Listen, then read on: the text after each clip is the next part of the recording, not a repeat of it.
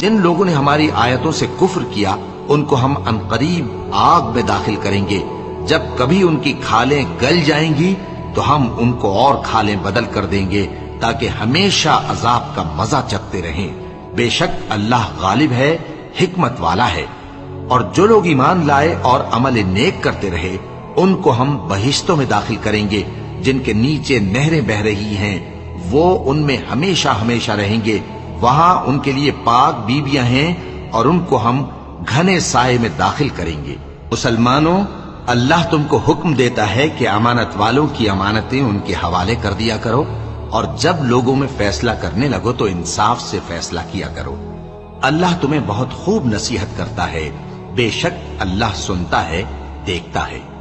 मोमिनो, अल्लाह और उसके रसूल की फर्माबरदारी करो और जो तुम में से साहिब हुकूमत हैं उनकी भी। फिर अगर किसी बात में तुम में